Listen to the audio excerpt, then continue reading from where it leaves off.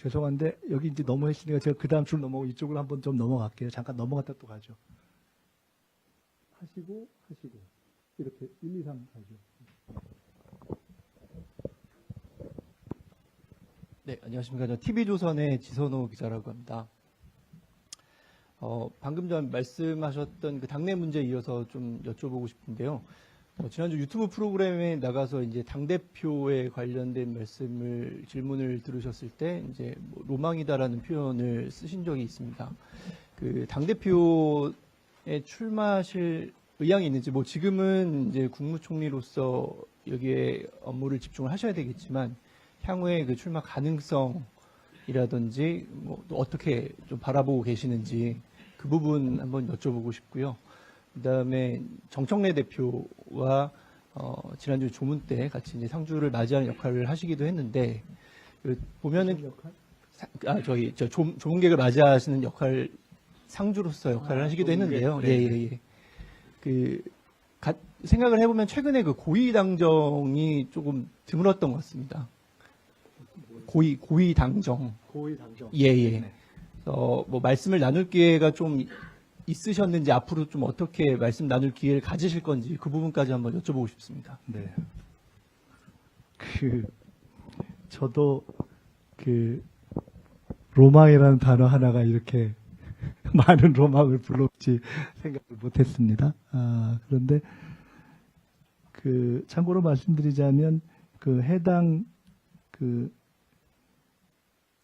장소에서 제가 말씀을 할 때 제가 정치를 해온 사람으로서 서울시장도 로망이고 당대표도 로망이었다. 두 가지 다 말씀을 드렸습니다. 서울시장은 30대 출마해서 오랫동안 꿈꿔온 로망이고, 당대표는 민주당에서 성장해온 사람으로서 당연히 중진 정치인 이상이 되면 갖는 로망이다. 이렇게 말씀을 드렸습니다. 그리고 또한 서울시장은 당장 있는 선거기 때문에 총리가 된 순간에 어렵겠다라고 판단했다는 말씀도 드렸고, 당대표와 관련해서는 로망이라고 얘기하니까 뭐 출마할 생각이냐 이런 걸 안 여쭤보시더라고요. 그래서 그냥 저는 당연히 현재 국정에 전념하겠다 이런 말씀을 드렸습니다. 지금도 똑같습니다. 오늘 제 기자간담회 내용을 조금 이렇게 주의 깊게 봐주시면 굉장히 강력한 국정 전념 의지가 담겨 있다 하는 것을 아실 겁니다. 오늘 오전에 월요일에 하는 간부회의를 했는데, 지난 7개월 동안 제가 비교적 이렇게 좀 잔소리를 적게 하는 사람이기 때문에 저만 그렇게 생각할지는 모르지만 별로 안 했던 좀 강한 어조의 주문을 했습니다. 저도 오늘부터 임기가 새로 시작한다는 각오로 할 테니 총리실도 오늘부터 총리실 전체 직원이 새로 공직생활 시작한다는 각오로 해달라라고 이야기를 했습니다. 그것은 원래 제가 이 신년 기자간담회를 지난주에 하려고 하다가 다시 이해찬 전 총리 돌아가신 것 때문에 미루지 않았습니까? 근데 신년 간담회를 생각하면서 제가 신년에 어떻게 할 것인가를 근 한 달 동안 계속 고민을 하면서 생각해온 사실 결론입니다. 7개월 동안 했고 기본은 한 것 같은데 이게 기본을 해서 될 일은 아닌 것 같고, 더구나 대통령이 6개월 이후에 업무 보고를 다시 제기해 놓은 상황에서 이제 총리실의 역할이 어느 때보다도 커졌다. 이제는 총리실이 대통령께서 제기하신 문제의식 내지 눈높이와 그것을 답안지, 그러니까 시험 문제를 받아든 각 부처 사이의 간극을 좁히고 각 부처가 뛰도록 독려하고 질책하고 또 부축해야 할 역할이 온전히 총리실에 왔다는 생각을 제가 하게 됐습니다. 그래서 제가 오늘 표현에 헌법과 법률에 따른 총리의 국정통할과 책임을 강화하겠습니다 하고 4가지의 내용을 썼고, 국민과의 소통을 강화하겠습니다 하고 4가지 드린 것인데요. 거기에다가 이해찬 전 총리가 돌아가신 것이 제게는 또 굉장히 개인적으로 좀 충격이자 좀 계기가 됐습니다. 그래서 제가 지난 일주일 있으면서도 생각을 해서 여러 가지 원래 생각했던 것, 그다음에 지금 국정 운영의 일정한 변곡점에 이른 상황, 저의 어떤 개인적인 각오 이런 것들을 합쳐서 헌법과 법률에 따른 총리의 책임과 권한을 최대한 다하겠습니다. 그리고 그것은 그 책임의 4가지 중 첫 번째가 각 부처 장차관 및 간부들과의 소통과 지휘를 강화하겠다고 말씀드렸는데, 그리고 각 개혁 이슈와 범부처 이슈들을 점검을 강화하겠다고 말씀드렸는데, 6개월에 한 번 또는 1년에 한 번 진행되는 업무 보고의 청취가 아니라, 또는 다 된 결론을 발표하는 형식적 회의에 참여가 아니라 실제로 각 부처에서 핵심적으로 중요한 과제들을 하나하나 직접 방문해서 토론하고 점검하고 지휘하는 일을 순차적으로 하겠다는 뜻입니다. 대통령님께서는 사실은 오래전부터 제게 그런 헌법과 법률에 따른 역할을 아낌없이 행사하라고 말씀하셨습니다. 한편으로는 제가 제 역량의 한계로, 또 한편으로는 제 스스로 설정한 일정한 가이드라인에 기초해서 지금까지 쭉 7개월간의 업무 진행을 해왔고, 대통령님의 탁월한 리더십 아래서 전체 국정기조가 방향을 잡았다고 판단하고 있습니다. 지금부터는 대통령님의 리더십과 함께 이것들을 점검해 나가는 총리의 역할이 몇 배 강화되어야 될 때라고 생각하고 있습니다. 그래서 그런 의미에서 총리와 총리실의 국정 집중력은 대단히 강화될 것입니다. 이렇게 말씀을 드리고요. 정청래 대표와는 대단히 가깝습니다. 김종인 위원장에 의해서 컷오프가 됐을 때, 김현, 정청래 등등이 컷오프가 됐을 때, 그때 제가 개인적으로 별로 친한 사이가 아니었지만 그때 김현 의원과 만나서 도저히 있을 수 없는 컷오프를 했다 하고 굉장히 제가 분개한 적이 있었습니다. 그러한 점에서 또 그때의 컷오프 이후 상황에 대처하는 정 대표의 어떤 자세, 또 당에서 이재명 대표 시절에 대표를 모시고 역할을 했던 정청래 대표의 어떤 장점, 이런 것들에 대해서 굉장히 높게 평가하고, 과거에 이재명 대표님께서 1기 대표를 하시고 2기를 연임하느냐 마느냐를 고민하실 시기에 연임을 안 했다면 저는 정청래 대표가 하는 것이 좋다고 주변 사람들에게 실제로 이야기를 했던 정도의 판단을 가지고 있는 사람입니다. 그렇고요. 저희는 기본적으로 김대중 대통령으로부터 정치를 배우고 지금까지 이렇게 오면서 내가 당의 주류이건 비주류이건 그것과 상관없이 당에 대한 책임감을 갖는다는 의미의 주류의식을 가지고 정치를 해온 사람입니다. 그런 점에 비추어서 항상 모든 사안을 보고 사람을 봅니다. 제가 최근에도 이러저러한 계기에 당내 분들을 만나면, 첫째, 1인 1표제를 원칙적으로 반대 안 하는 것이 좋겠다. 둘째, 통합에 대해서도 원칙적으로 반대 안 했으면 좋겠다. 셋째, 정청래 대표의 진퇴를 거론 안 했으면 좋겠다 하는 제 이야기를 들은 분들이 꽤 많을 겁니다. 그런 생각을 가지고 있고, 지금도 그런 생각이다. 왜냐하면 제가 굉장히 오래된, 꽤 알려진 당원 주권론자입니다. 현재 민주당에서 채택하고 있는 국회의장과 원내대표의 10% 이상 당원 투표를 반영하는 것을 처음 제안한 사람이기도 하고, 아주 제 스스로가 나를 아주 원칙적인 당원 주권론자라고 스스로 이야기하는 사람이기 때문에 누구의 유불리 차원에서 그 문제에 대한 소신을 바꿀 입장이 아닙니다. 정청래 대표의 여러 가지 장점에 대한, 또 우리가 가지고 축적해온 인간적인 어떤 관계에 대한 판단을 바꿀 상황도 아닙니다. 이번 이해찬 전 총리 문상을 하는 과정에서 옆에 서서 함께 이해찬 전 총리님의 문상객들을 이렇게 맞이하면서, 꼭 말로 해야만 뭐가 되는 건 아니지 않습니까? 혹은 말로, 또는 이렇게 말 한마디를 건네면서 중간중간 이렇게 쉬면서 서로가 서로에 대한 어떤 신뢰나 애정들을 계속 이렇게 나눴고요. 그런 점에서 현재 이 당 대표로서의 어떤 역할과 노고에 대해서 다시 한번 이 정부 여당을 함께 책임지고 당정대 회의의 파트너로서 늘 만나는 입장에서 저는 그 노고와 역할에 다시 한번 시하의 말씀을 드리고 싶고, 고위당정 회의는 사실은 실무당정이 있고 고위당정이 있는데 최근에는 한두 주 사이에는 꼭 만나야 될 상황은 없었습니다. 그리고 그것 외에도 저희가 다양한 방식으로 소통을 하고 있습니다. 그리고 이제 저는 뭐 미국 출장, 강훈식 실장은 또 방산 출장, 이해찬 전 총리의 추도식 이런 것들이 끝났고 했기 때문에 현재 있는 여러 가지 현안들을 놓고 뭐 필요할 때 언제든지 지금까지 해왔듯이 당정청 회의를 해나갈 것이다 이렇게 말씀드립니다.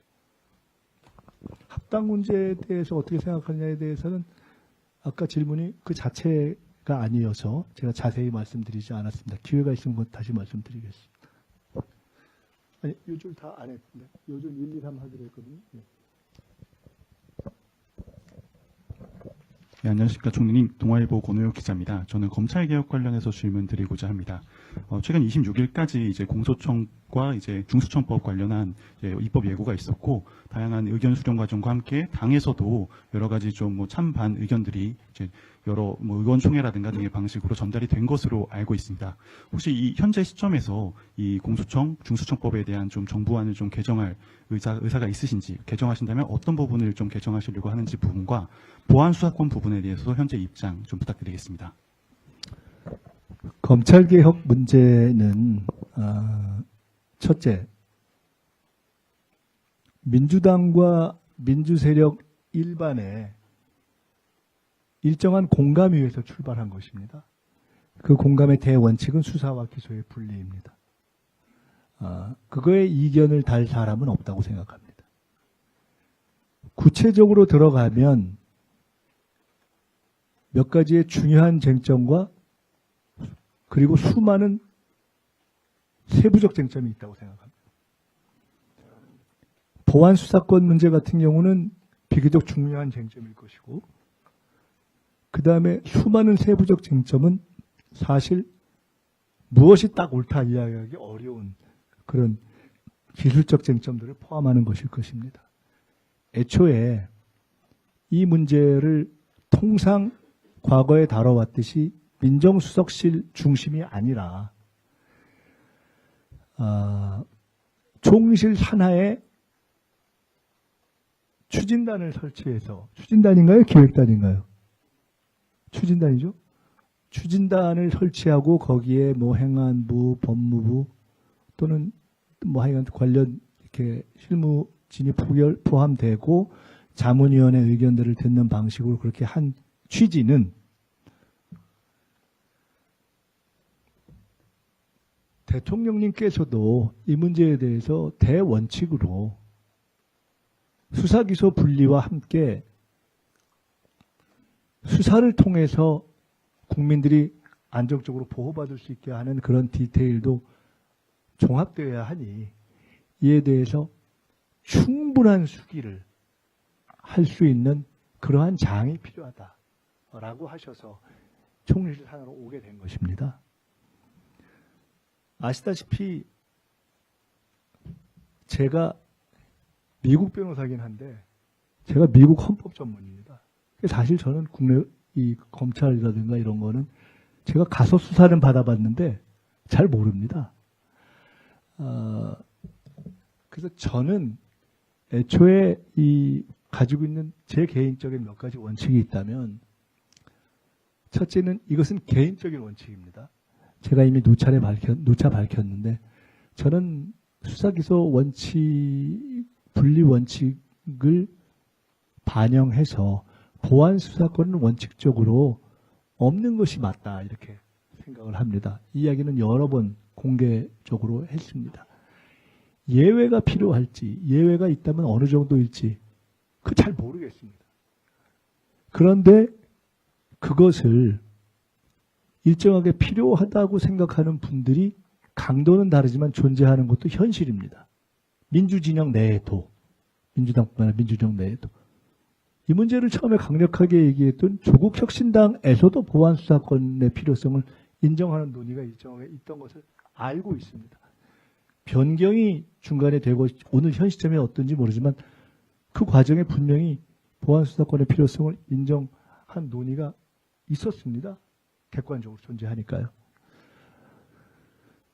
대통령님께서도 지난번 그 기자회견 때 문답을 통해서 논의는 해봐야 될 거 아니냐라는 말씀을 하셨습니다. 그래서 저는 이 추진단이 출범할 때 첫째로 내 개인적인 원칙은 보안수사권은 허용하지 않는 것이 원칙이라고 생각하지만 제 개인의 입장을 가지고 추진단의 안을 만드는 것은 부적절하다고 생각했기 때문에 가급적 그 문제는 개인적인 입장으로 두고 이 문제에 대한 논의의 장을 활성화시키는 게 좋다고 첫째 생각했고요.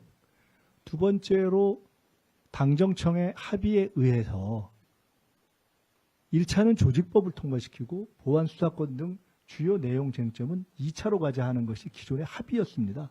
그렇기 때문에 1차 조직법에는 사실은 내용적인 핵심 쟁점보다는 찬반을 가리기 어려운 기술적 쟁점들이 주로 있다. 이렇게 판단했었습니다. 그래서 추진단에서 그 1차 입법예고안을 준비하는 과정이 진행됐고 그것이 이저의 정리가 된 것입니다. 정부의 모든 입법예고안은 정부에 관련한 모든 고위 책임자들이 인지합니다. 내용을. 당연히 인지하죠. 그럴 때는 저도 인지했는데 다만 말씀드렸듯이 저는 여기서 가장 중요한 쟁점은 실제로는 이후 2차 내용을 할 때 걸르는 것이 맞다고 봤고 그때의 보안수사권 문제에 대한 생각은 제가 이미 가지고 있었고 주 토론은 그때 이루어진다고 생각했고 그리고 이 1차 조직법상에 관련된 내용은 첫째 제가 말씀드렸지만 어떠한 경우도 범정부적인 고위직의 최종 인지를 거치고 또한 당정 간에도 상호 인지를 거칩니다.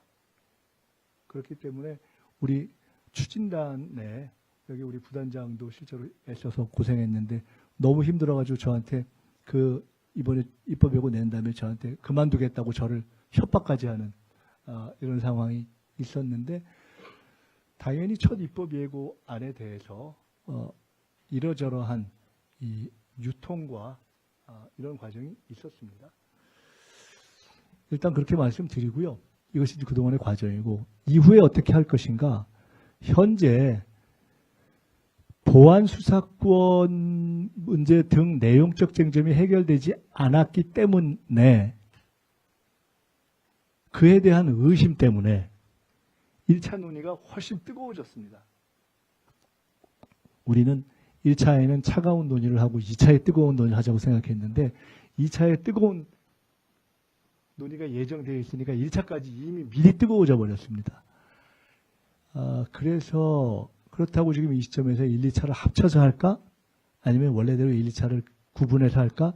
라는 고민도 있었습니다만은 지금 그것을 합치면 더 복잡해질 것 같아서 원래 생각했던 대로 1차는 1차대로 정리하고 2차의 본격 쟁점들을 다루는 것으로 그대로 가려 합니다. 다만 1차의 논의가 생각보다 뜨거워졌기 때문에 대통령님께서도 그렇고 저희도 그렇고 실제로 이와 관련돼서 검찰개혁을 철저하게 잘했으면 좋겠다라는 것에 가장 누구보다도 정치검찰의 어떤 공작적 수사의 피해를 많이 받은 사람이 이재명 대통령님이라면 저도 그만큼은 못해도 꽤 받아본 사람입니다. 실제로 지난번 인사청문회 과정에서도 드러났듯이. 그래서 그 구체적으로 어떠한 수법을 쓰는지까지도 너무 다 생생히 경험해 본 사람이어서 그에 대한 강한 의지를 가지고 있습니다.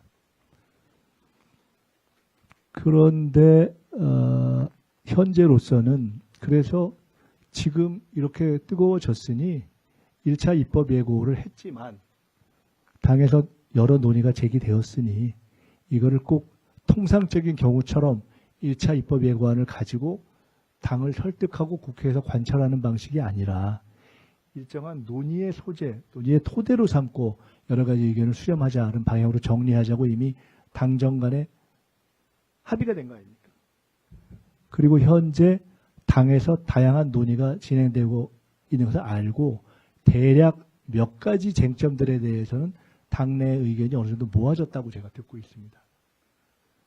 그렇지만은 여전히 그 1차 입법, 즉 조직법과 관련해서 아주 디테일들과 관련해서 혹은 각 법사위원들로 다 의견이 다른 쟁점들이 존재해서 그것까지 다 정리하기는 어렵고 원래 정부에서 범정부적인 점검과 당정 간의 기본적인 확인을 거쳐서 제시했던 입법 예고 안에 그 입법 예고 후에 당에서 제기된 일정하게 합의된 내용을 추가해서 수정 입법 예고를 적정한 시기에 하고 거기에 더해서 손볼 수 있는 것들은 당이 국회라는 장에서 교정해 나가면 되지 않는가 이 정도로 보고 있습니다. 이미 상호 인식을 다 이렇게 확인한 상태이기 때문에 그렇게 더 뜨거워질 일은 없지 않는가 이렇게 보고 있고요. 그것이 정리되면 다들 아는 바대로 예고된 뜨거운 쟁점인 보안수사권을 포함한 2차 입법 논의로 들어가야 합니다. 10월쯤까지는 중수청 또는 검찰청 등등이 다 새롭게 편제돼서 가동돼야 되기 때문에 제 개인적인 소망은 적어도 6월 전에 핵심적인 뜨거운 쟁점들에 대해서는 일정한 정리가 되는 것이 좋지 않느냐 이렇게 보고 있습니다만은 또 그것에 별 어려움이 있을 거라고 보지도 않고 또 거기서 제기되고 있는 여러 가지 입장들에 대해서 제가 특별히 다른 입장을 가지고 있지도 않고 하기 때문에 그렇지만 첫째는 어떤 입장에서든 충분한 찬반 토론을 거쳐야 한다라는 확고한 입장을 가지고 있고 그래야 과거에 민주정부 전임 민주정부들에서 행해졌던 검찰개혁의 실패나 오류를 되풀이하지 않을 수 있다고 보고 있기 때문에 충분한 논의와 수기를 해야 된다고 보고요. 이게 이제 앞으로 지방선거 시기 등등도 있고 국회 상황이 있기 때문에 그 처리 시점에 대해서는 당과 논의를 해서 하겠습니다만은 저는 기본적으로는 이 문제는 올 6월 전에 일부 디테일 세부 쟁점들을 남기더라도 뜨거운 쟁점들에 관해서도 큰 정리를 하는 것이 좋다 이렇게 보고 있다는 말씀을 드립니다. 네, 그다음. 네, 총리님 벌써 1시간 10분이 지났습니다. 네, 일단 그냥 할게요. 네, 분배를 잘 부탁드리겠습니다. 네, 제가 조금씩 줄일게요. 네. 네, 질문 기회 주셔서 감사합니다. 전자신문 최기찬 기자입니다. 새해 복 늦었지만 많이 받으십시오. 이제 국정 성과를 좀 강조하기도 하셨고 또 매우 강력한 국정 성공에 대한 의지를 좀 드러내셔서 관련된 질문을 좀 드리고 싶습니다. 이제 대통령께서 이제 민생이나 성장 관련된 법안과 관련해서 입법 지원에 대한 아쉬움을 좀 여러 차례 좀 표시를 하셨는데요. 총리라는 자리가 사실 국정을 담당하는 주요 자리이기도 하고 또 현역 국회의원이시니까 대통령이 이렇게 지적한 좀 입법 지원 문제를 좀 어떻게 해결하실 건지 또 여당에 당부하고 싶은 말은 없으신지 좀 궁금하고요. 이제 조국혁신당과의 합당 관련해서 현직 국회의원으로서 찬성인지 반대인지 좀 명확하게 좀 설명 부탁드립니다. 입법 지원 문제에 대해서는 이렇게 설명을 드리겠습니다.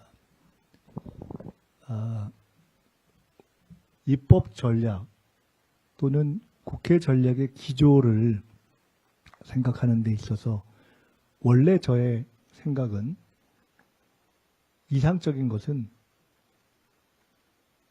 내란 정리에 관한 것들을 최대한도로 속도를 내서 지난 연말까지 마무리하고 올해는 그야말로 민생과 경제에 집중한다. 그렇게 해서 국정의 성과도 내고 또 그러면서 지방선거를 앞두고 이완될 수 있는 상황에서 국정의 집중력을 확보하는 것이 좋다. 이것이 가장 바람직하지 않겠는가라는 생각이 저는 있었습니다. 대통령님도 비슷하신 생각이 아니었을까 생각을 합니다. 여야 간의 어떤 의견 차로 또는 여러 가지 어떤 특검의 조사의 지연으로 등등 해서 그러한 이상적인 그 스케줄이 지금 진행되지는 않았죠. 그래서 내란과 관련한 또는 이 어떤 민생과 경제와 관련한 것이 아닌 다른 이슈를 가지고 올 상반기 또는 지방선거가 있는 시기까지 그런 것을 주로 해서 풀어가는 것이 좋겠다라는 어떤 국회 전략이나 입법 전략이 혹 있다면 그것은 아마 저의 생각과 좀 다른 것일 것이고 지금 현재 객관적으로 결과된 입법 지연이 존재하는 것은 사실이고 그에 대한 안타까움이 있고 그것은 주로는 어떤 여야 간의 조율이 잘 안 되고 여러 가지가 지연돼서 생긴 문제일 것으로 생각을 합니다. 아까 제가 말씀드렸던 요일 등의 입법 전략 자체가 다른 것이 영향을 미쳤는지에 대해서는 제가 판단하기 어렵습니다. 합당 문제와 관련해서는 제가 말씀드렸지만은 아마 민주당 내에서 조국당과 합당, 더 정확한 표현으로는 조국 대표 및 조국당에 참여하신 의원님들이 민주당이라는 틀 안에서 정치를 하는 것이 좋지 않겠는가라는 생각을 가장 오래전부터 가장 내놓고 주장한 사람 중에 하나가 저일 겁니다. 왜냐하면은 저는 원칙적인 민주 대통합론자고 그리고 조국 대표나 조국당의 구성원들이 민주당이 아닌 다른 정당에서 활동을 할 만큼 강령적 정치적 차이가 있는지 잘 모르겠고 길게 보아서 민주 세력 전체를 놓고 보나 그분들의 정치적인 진로를 놓고 보나 큰 틀 안에서 하는 것이 더 낫다고 보고 그러한 어떤 정치적 판단도 있고 인간적 애정도 있고 그렇습니다. 그래서 제가 그런 주장을 많이 펴온 것을 꽤 많은 분들이 아십니다. 확인 가능할 것입니다. 그 입장은 최근까지도 그랬습니다.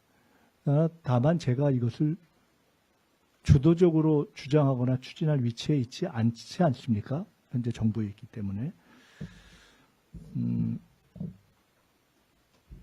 일단 그런 입장 말씀드리고요. 현재의 합당 논의에 대해서 어떻게 생각하는가? 제가 어느 자리에서 말씀드렸는데 이런 방식으로 이런 시기에 진행될 줄은 몰랐다라고 말씀드린 것은 제가 몰라서 문제다라는 것이 아니라 저는 결국 제기되고 논의될 것이라고 생각하고 있었습니다. 그냥 단지 그날 그렇게 될지는 몰랐다라는 말씀이고요. 다만 제 그 정치 경험을 말씀드리면 제가 비교적 정당의 이해찬 전 총리께서 오늘 제가 롤 모델이라고 말씀드렸는데 아마 민주당에서 이해찬 전 총리 다음에 선거 지휘를 제일 많이 해본 사람일 겁니다. 총선, 지선, 대선 본부장을 10번 이상 했습니다. 통합 작업도 제일 많이 해본 사람 중에 하나일 겁니다. 그렇기 때문에 비교적 경험치가 좀 있는데 첫째, 원칙적으로는 민주 대통합이 좋다. 둘째, 과정과 절차는 결과 이상 중요하다. 통합은 특별히 그렇다. 왜냐? 그것이 민주 세력의 정당 민주주의 발전을 위한 것이기 때문에 정당 민주주의 발전을 위한 과정이 민주적이어야 하는 것은 당연하지 않겠습니까?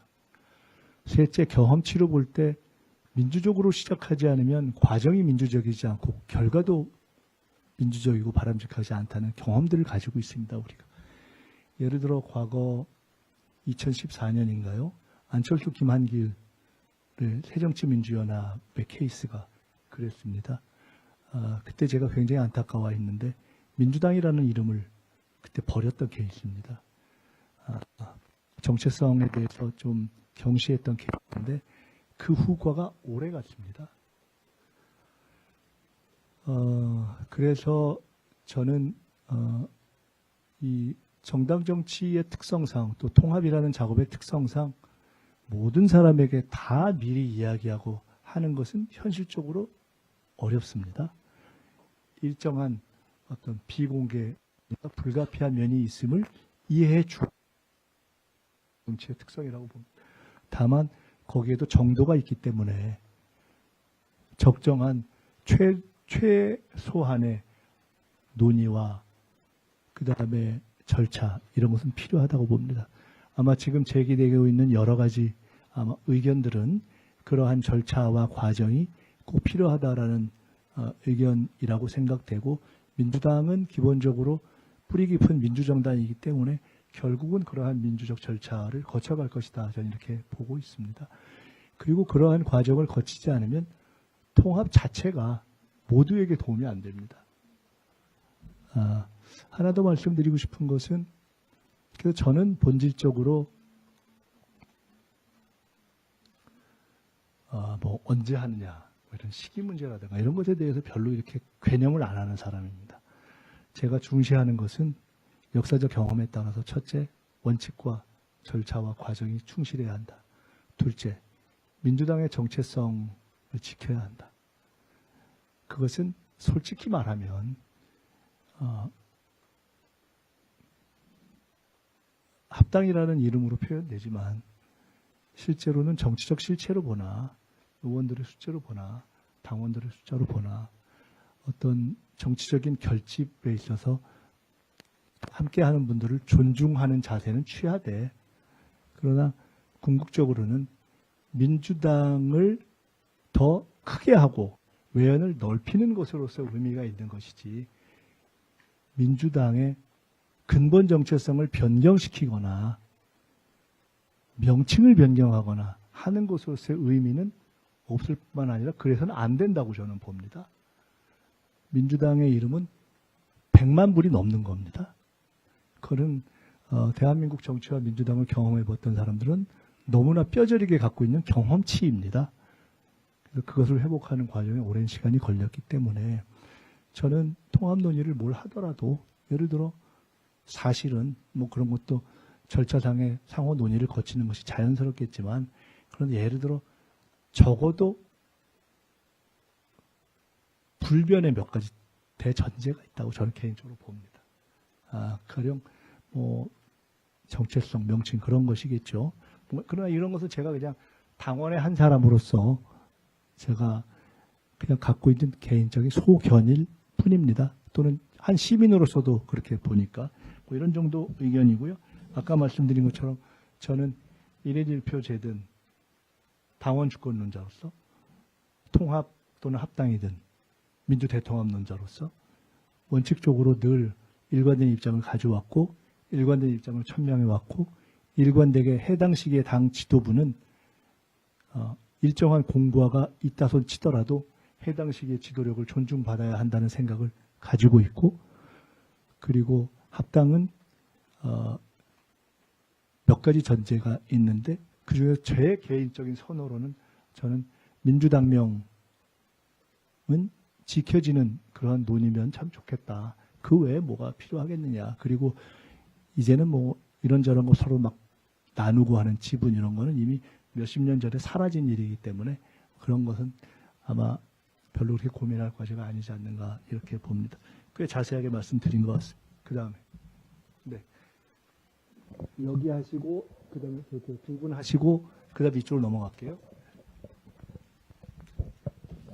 네, 평화방송의 김혜영 기자입니다. 정교 유착건 질문을 좀 드리고 싶습니다. 합수부 수사 진행되고 있고 특검에 대해서는 여야간 이견이 있는 상황입니다. 통일교와 신천지 등을 비롯한 종교단체 집단 당원 가입 의혹, 또 대선 개입 의혹 어떻게 보시는지 궁금하고요. 또 벤스 부통령이 소년보 목사에 대해서 미국 일각의 우려를 언급한 적이 있었고, 또 이재명 대통령은 일부 개신교 수사 필요성도 언급을 하셨는데 수사가 필요한 곳이 있다고 보시는지, 또 혹시 실제 해산 조치 가능성까지도 있는 것 같다고 보시는 곳도 있는지 궁금합니다. 일단 제가 벤스 부통령과의 만남에서 있었던 이야기를 세세히 다 말씀드리는 것은 상대에 대한 존중이라는 차원에서 적절치 않은 것 같습니다. 다만 소년보 목사를 특정하게 지명해서 말하지 않았지만 본인이 제3자를 통해서 간접적으로 들었는데 대략 이러한 일이 있는 것 같다. 근데 이게 도대체 뭔가라는 궁금함을 저한테 표현하는 것을 통해서 이게 대략 그분의 이야기로구나 이렇게 제가 생각했고 설명을 했었습니다. 그때 주요한 설명의 근거가 이거였습니다. 한국은 정치와 종교가 분리되어 있는 헌법상 정교 분리를 원칙으로 하는 나라다. 상대적으로 미국에 비해서 그것이 강하다. 미국은 예를 들어 정교 분리가 아니더라도 대통령이 선거운동을 하는 나라입니다. 대통령이 중간선거나 이런 데 뛰지 않습니까? 그리고 종교 지도자들의 정치 행위가 상당히 이렇게 양해되어 있는 문화적 풍토가 있습니다. 근데 우리는 헌법상으로도 그것이 분리되어 있을 뿐만 아니라 문화적으로도 정치인과 종교인에 대해서는 좀 역할을 달리 보고 있지 않습니까? 그래서 그것을 충분히 설명했고 그에 대해서 쿠팡 문제뿐만 아니라 이 문제에 대해서도 미국 측에서는 한국의 시스템을 충분히 존중한다는 입장을 취했습니다.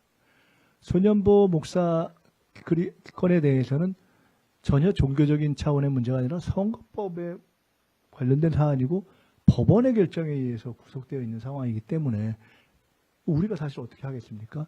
근데 지금 이제 다시 법원의 결정에 의해서 현재 잠정적인 자유의 신분이 되셨는데 한편으로는 그 당사자에게는 그래도 다행인 것이라고 생각하고요.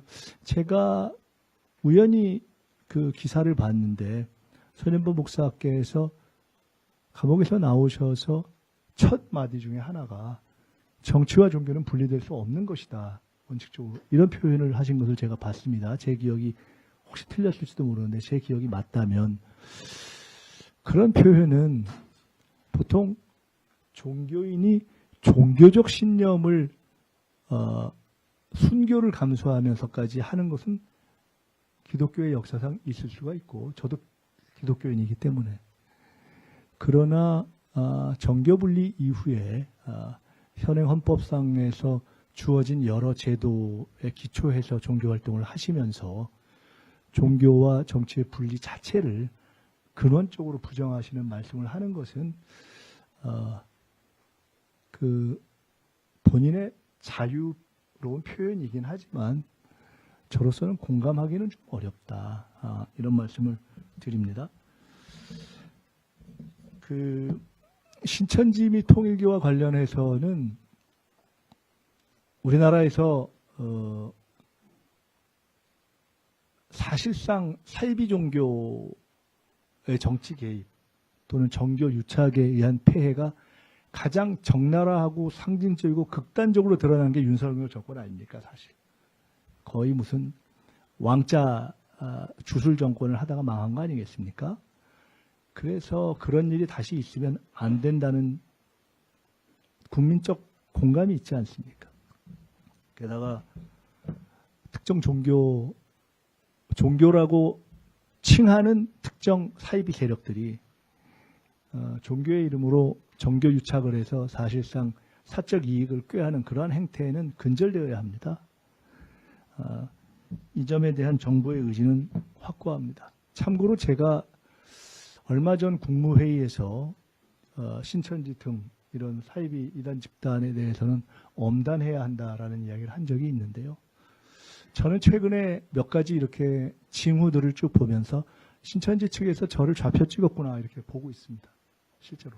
제가 그렇게 뭐 없는 이야기를 지어내는 사람은 아니기 때문에 제가 비교적 그런 거에 대한 감도 있고 개헌 문제에 대해서도 좀 미리 판단을 했고, 근데 그 신천지와 관련된 여러 관련 세력들의 행태, 표현 이런 것들을 보면서 이게 신천지가 이미 과거에 이재명 대통령님 지사 시절인가요? 일정한 정치적 행위나 그런 의도적 어떤 작업을 했다라는 이러저러한 얘기들이 있지 않습니까? 뭐 이미 그랬던 것을 감안할 때 어찌 보면은 이런 상황에서 더 극단적으로 아마 행동할 수 있겠다라고 충분하게 짐작하고 있습니다. 그래서 신천지 측이 다양한 방식으로 그러한 정치적 공격, 뭐 음해 이런 것들을 해올 것이라는 것으로 제가 최근에 파악을 하고 있는데, 그런 것과는 무관하게 저는 이 부분에 대해서는 수사는 관련 수사 당국에서 할 것이고, 저는 그런 것이 범정부적으로 잘 진행되고 있는가 하는 것을 제가 뭐 개별 수사를 들여다보는 사람은 아니기 때문에, 제가 오히려 관심 있는 것은 범정부적으로 정부 각 부처에서 이런 사이비 세력들이 이러저러한 방식으로 정책에 관여하거나 또는 정책을 통해서 이익을 얻거나 하는 사례가 없는지 하는 것들을 좀 걸러내는 작업을 해야 되겠다, 이렇게 생각을 하고 있습니다. 대통령님께서 일부의 신규 말씀하셨던 것은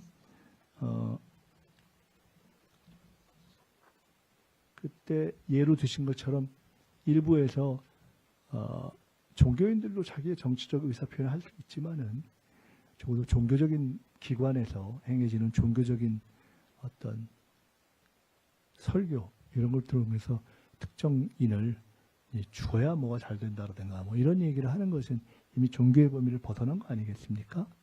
그런 일이 없었으면 좋겠다는 말씀을 드리고, 이제 분명하게 말씀드리지만은 종교의 자유는 철저하게 보장할 것이고 또 해야 하는 것이 당연하다고 생각합니다. 만약에 종교의 자유나 어떤 양심, 사상, 표현의 자유에 요만큼이라도 문제가 있다면은 제가 나서서 막을 것입니다. 어쨌든 저는 정치인이고 또 국회의원 입법가이고 또 국무총리이면서도 동시에 개인으로서는 또 제 개인의 신앙을 갖고 있는 사람이기 때문에 그런 부분에 대해서는 확고한 생각을 가지고 있다, 이런 말씀을 드리고, 이런 부분과 관련해서는 우리 교계의 지도자분들께도 꽤 많이 소통을 하고 있다. 그분들도 차제에 윤석열 정권이 극복되는 과정에서 이런 사이비 세력을 철저하게 뿌리 뽑는 것은 적어도 불법과 관련해서, 종교 탄압으로서가 아니라 불법과 관련해서 뿌리 뽑는 것은 필요하겠다라는 의견들을 많이 피력하고 계신 걸 제가 듣고 있습니다. 네, 시간이 꽤 지났기 때문에 제가 이렇게 하겠습니다. 나머지 분들을 한 서너 분 모아서 일괄로 받고 제가 요약해서 쫙 말씀드리고 쫙 말씀드려서 이쪽 한 번 그렇게 해서 마칠까 합니다. 한번 손 들어주시죠. 세 분이니까 세 분 한꺼번에 해주시고 제가 하고요. 이쪽 누구 남았죠? 하나, 둘, 셋, 넷, 다섯 분이니까 여기 한 번 해서 쭉 말씀해 주시고 요점만 해 주시고 제가 종합해서 말씀드리겠습니다. 네, 코리아타임스 박은지 기자입니다. 태릉 CC 개발 관련해서 총리님 파악하고 계실 거라고 생각하는데요. 태릉 CC 수도권 지도 태릉 CC. 네. 주민들도 반발이 심하다고 파악이 되고 있는데 관련해서 이제 국가유산청 세운지구의 개발에 반대하으나 이제 뭐 여기 태릉 CC도 유네스코에서 보존 권고를 한 태릉 강릉이 있는데 개발이 들어가는 것에 대해서 이중잣대를 들이밀고 있는 것이 아니냐라고 이제 오세훈 서울시장도 어제 1일 그런 식으로 이제 주민들의 질문에 대해서 반박을 하신 것 같은데요. 여기에 대해서 정부가 입장을 정리해 달라라고 요청을 했는데 여기에 대해서 총리님 어떻게 생각하시는지 궁금합니다. 네, 그 다음에. 예, 안녕하십니까. 헤럴드 경제 윤호입니다. 저는 언론 관련해서 궁금한 게 있는데 이제 대통령님께서도 이제 SNS 등을 통해서 여러 차례 언론 보도에 대해서 우려를 표명하셨고 오늘 총리님께서도 모두 발언과 뭐 쿠팡 관련 답변에서 잘못된 보도에 대해 뭐 짚어주셨는데 최근에 정부처 포함해서 뭐 정부 차원에서 잘못된 보도 대응에 대해서 구체적인 방안을 논의하거나 뭐 마련하신 게 있는지 있다면 어떤 내용인지 궁금하고요. 마지막으로 총리님은 전반적인 이 언론 보도 현황에 대해서 어떻게 생각하고 계신지 말씀도 듣고 싶습니다. 또 한 분 계셨죠? 네. 네, 총리 EBS의 금창호 기자입니다. 그 행정통합 논의 나오는 지역의 교육계에서 교육감 선거에 대한 걱정이 좀 많은데요. 이 교육감 어쨌든 통합으로 한 명으로 뽑자는 거에서 좀 방향이 정해진 것 같은데 그 선출 방식에 대해서 좀 여러 얘기 나오는 것 같습니다. 일부 지자체장이 뭐 러닝메이트제 하자 이런 식으로 좀 말씀을 하고 있는데 그 교육감 선출 방식 바꿔야 되시는지 좀 궁금하고요. 그리고 한 가지만 더 그 경제인문사회연구회 소속 한국교육과정평가원 관련해서 좀 질의드리겠습니다. 그 지난해 수능이 상당히 좀 어렵게 출제가 돼서요. 영어 출제 과정에 대해서 교육부랑 평가원이 같이 이제 출제 과정 조사하고 검토하고 대책 내놓겠다 얘기했는데 그 12월 초였는데 아직 결과가 나오지 않고 있거든요. 혹시 뭐 보고받으신 게 있는지 뭐 내용이 있는지 나오면 좀 언제 나오는지 좀 궁금합니다. 여기 한 분 더 계셨죠? 예, 거기까지만 하고 여기 제가 읽어올 말. 두 분 계시네. 예. 저는 총리님 기회 주셔서 감사합니다. MBN의 강용호 기자라고 하는데요. 아까 합당 관련해서 좀 추가로 여쭙고 싶은 게 합당 관련해서요. 추가로 여쭙고 싶은 게 있는데 예, 합당을 하더라도 뭐 이렇게 정체성을 유지하는 게 중요하다라고 말씀을 해주셨는데 이 최근 당내에서 그러니까 조국 혁신당이 갖고 있는 토지 공개념에 대해서 좀 비판을 하는 분들도 많으시고 이게 민주당의 당론과 맞지 않다 그런 이유 때문에 합당을 반대하시는 분들이 있더라고요. 좀 지금 그와 관련해서 뭐 총리님은 좀 토지 공개념에 대해서 민주당의 정체성이 부합하다고 보시는지 아니면 아까 말씀하신 게 뭐 단순히 뭐 당명에만 좀 해당을 하는 건지 말씀 좀 부탁드리겠습니다. 네. 또 예, 총리님 MBC 정상빈입니다. 저도 그 합당 관련해서 조금 한 가지 여쭤보려고 하는데요. 그 당내 여론이 좀 격하게 부딪히다 보니까 최근에 국무위원과 그 의원 한 명이 문자 메시지로 이렇게 대화를 나눈 내용이 유형으로 보도가 됐었습니다. 근데 총리님께서도 그 차기 당권 주자로 거론이 되시는 분이다 보니까 혹시 뭐 국무위원이 총리님 아니시냐 이런 추측도 나오곤 있는 것 같습니다. 그래서 이런 의혹들에 대해서 총리님께서 좀 정리를 해주실 수가 있는지 그리고 당사자가 아니시라면 공개된 내용에 대해서는 국무위원으로서 좀 어떻게 보고 계신지 견해를 여쭤보고 싶습니다. 네, 이쪽 줄은 끝난 것 같아서 이쪽 줄 간단하게 말씀드려 넘어가겠습니다.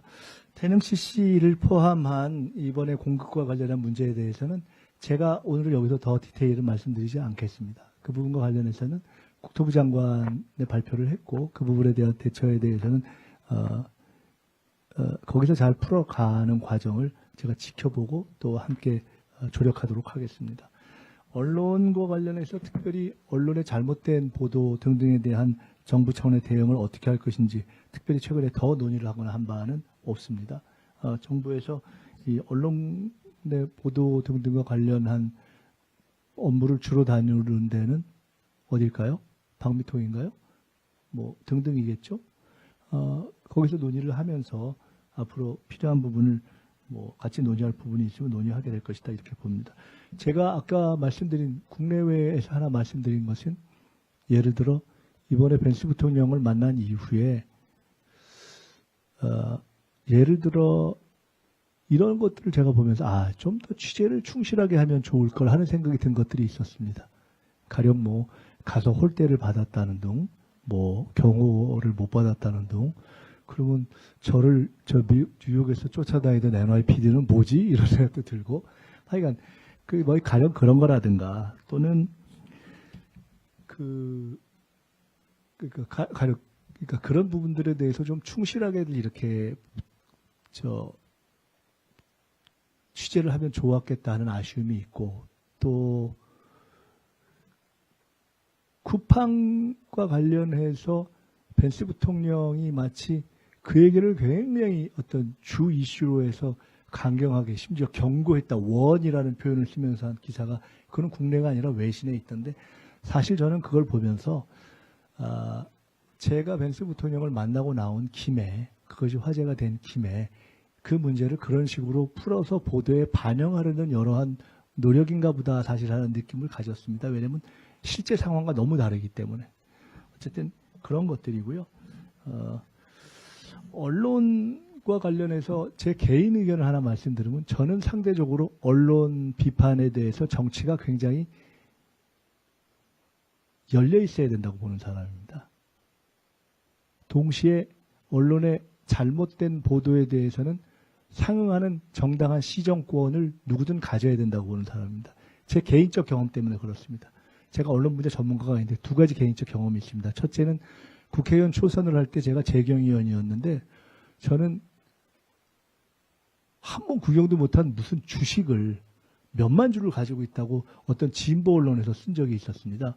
그래서 제가 너무 황당해가지고 그거를 문제 제기해서 시정을 했는데 처음에 보도가 날 때는 일면에 나고 한참 항의해서 시정을 할 때는 어디 붙었는지도 모르게 한 줄 나오더라고요. 제가 이런 건 참 부당하다. 이것은 정의와 어떤 상대성의 관점에서 옳지 않다라는 생각을 해서 그때 이후에 저는 제가 한 번도 문체위를 가본 적이 없습니다. 상임위로서. 언론을 다루는 상임위에 간 적이 없어서 제가 그 부분 전문가가 아닌데 언론개혁과 관련한 여러 논의를 할 때 예를 들어 언론사의 구조개혁이라든가 등등 여러 가지 논의를 할 때 저는 비교적 일관되게 언론 문제의 핵심은 누구도 잘못된 보도로 피해를 보지 않도록 하는 것이 핵심이다라는 생각을 저는 일관되게 가져온 사람입니다. 언론도 공기이기 때문에 공적 그릇일 수도 있지만 공적 무기일 수도 있기 때문에 상대에게 해를 미치면 그에 대해서 책임을 져야 된다라는 관점에서 피해를 입은 사람은 시정권을 가져야 한다. 상응하는. 이거 제가 가지고 있는 제 경험에 기초한 원칙 하나입니다. 두 번째로는 제가 미국의 로스쿨에서 공부를 할 때 굉장히 놀랐는데 미국 헌법의 예들을 보니까 이 명예훼손과 모욕에 대한 용인 기준이 너무 높더라고요. 미국은. 사실은 우리나라에 가져온다면 누구도 용인할 수 없는 수준을 용인하더라고요. 그러니까 그 예가 뭐였냐면 어떤 사건에서 어떤 목사님이 그야말로 어떤 부적절한 장소에서 부적절한 상대와 부적절한 행동을 하는 것으로 그린 만평을 표현의 자유라고 용인해 주는 것을 보고 제가 저렇게 복잡한 논리를 취하지 않고 한국에 오면 저건 무조건 아닌데 이런 생각을 했던 적이 있습니다. 근데 그때 이후로 제가 가지는 생각 하나는 적어도 정치인은 그 공적 책임의 무게 때문에 사실과 경우에 따라 조금 다를 수 있는 어떤 공인에 대한 문제제기나 의혹에 대해서 일정하게는 감수하는 것을 업보로 생각할 수밖에 없구나 하는 생각을 가지고 있는 편입니다. 저는 개인적으로는. 그렇지만 의도적이지 않은 그런 진실 추구의 과정에서 생기는 불가피한 부작용 말고 언필칭 언론이라고 하면서 의도를 가지고 뻔히 알면서 작심하고 말도 안 되는 얘기를 계속 해대는 것은 언론이 아니죠. 그거는 사기죠. 사기. 그래서 그런 부분에 대해서는 비교적 좀 열려있는 편이다. 이런 말씀을 드리고요. 행정과 관련한 부분에 대해서는 이번 광역 행정 통합 과정에서 교육 자치 문제와 교육 통합 문제, 교육감 선출 방식의 문제가 바로 다 연동돼서 풀기는 어려울 수 있다는 것을 저희가 충분히 이해하고 있습니다. 그래서 이 문제를 논리적으로 보면 행정 통합이 되면 교육도 그와 연동해서 통합이 되는 것이 논리적으로 타당하지만 이번에 그 문제까지 다 연계해서 풀면 너무 문제가 복잡해져서 당면한 행정 통합조차도 안 될 수 있기 때문에 그 문제에 대해서는 단계적으로 푼 것도 생각해 봐야 되지 않는가, 뭐 이 정도 생각하고 있습니다. 영어 그 관련한 교육평가원의 12월에 제기된 게 아직 안 되고 있다는 것은 잘 말씀해 주셨고요. 제가 그 부분을 저희도 전체 업무 평가하고 개별 부처 업무 평가할 때 제기된 이후에 다시 여러 가지 현안이 많아서 못 확인했는데 확인하겠습니다. 합당과 관련해서 정체성 문제를 말씀 주셨는데 두 가지만 말씀드리겠습니다. 제가 민주당이라는 명칭 문제를 강조한 이유는 경험치 때문에 그렇습니다.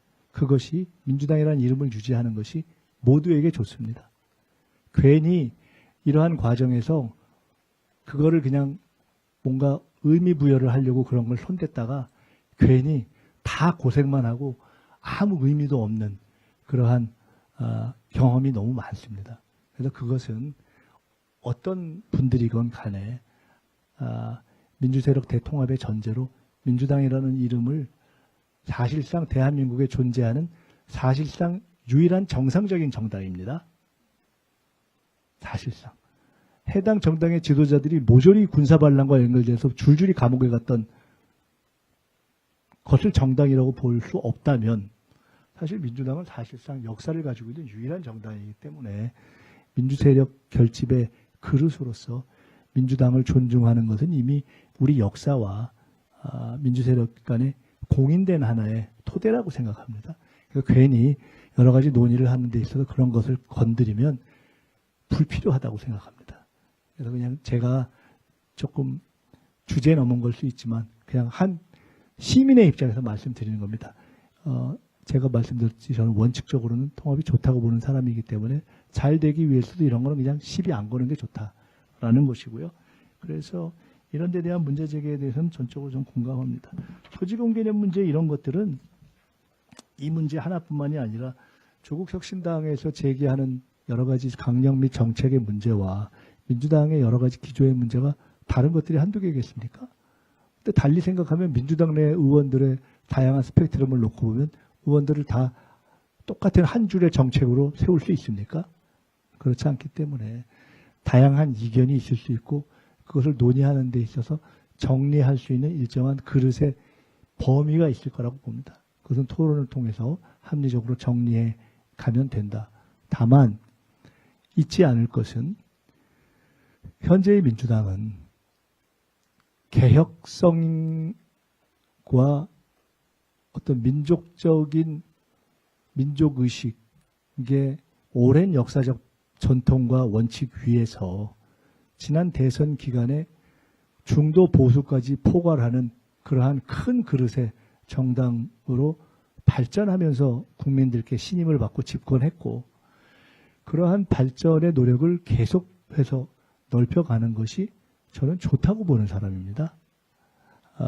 과거에 김대중 대통령님께서 처음 집권하고서 그때도 야당으로서의 새정치국민회의를 새천년 민주당이라는 정당으로 변화시킨 적이 있습니다.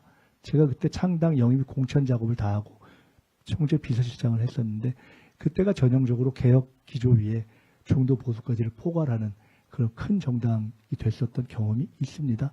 그리고 그 정당이 재집권을 했습니다.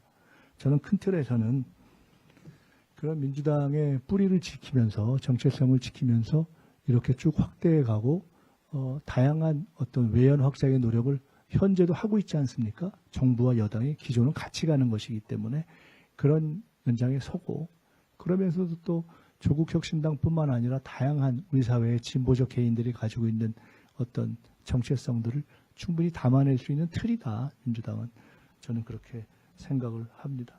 아까 마지막에 무슨 요새 뭐 시끄러운 그거 말씀드렸는데 그냥 궁금해서 아주 점잖게 써보셨는데 그거 제가 쓴 거 아닙니다. 그럼 됐죠?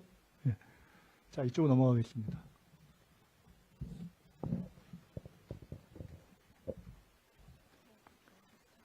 그러나 거기 나왔던 내용 중에 뭐 명칭, 당명이 지켜져야 된다. 이런 거에 대해서 저는 그 좋은 얘기다 이렇게 생각합니다. 자, 이쪽에 이제 마지막으로 하고 말씀드립니다. 네, BBS 불교방송 권금주인.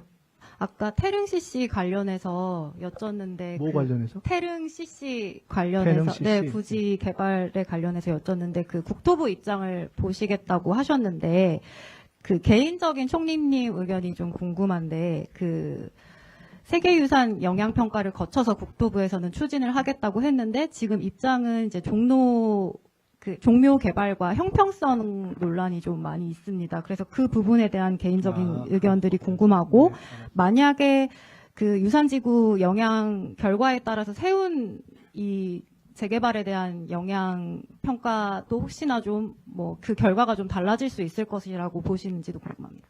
네, 그다음에 또 누구 계시죠? 네, 저 이데일리 김미영 기자입니다. 어디 계셔요? 여기 있습니다. 아, 네. 예. 이해훈 기획처 장관 후보자 지명 때에 추천을 적극 행사하셨는지 궁금합니다. 그리고 새로운 이해훈 장관 후보자 지명 때 제청권을 행사하셨는지 네. 궁금합니다. 그리고 새로운 기획처 장관 후보로 한간에서 이광재 전 지사 얘기가 나오는데요. 그 혹시 검증 중인 분이 있다면 말씀 부탁드리겠습니다. 정치인 관료 포괄적으로라도 말씀 부탁드립니다. 하나 더 부탁드리겠습니다. 대통령께서 추경을 언급하셨는데요. 지방선거 전에 추경을 하면 선거용이라는 평가도 나올 것 같습니다. 추경을 언제쯤 어느 규모로 어떤 사유로 단행하실지 여쭙겠습니다. 네. 여기 두 분 이제 마지막에 남았네요. 여기까지만 하면 이제 끝날 것 같습니다.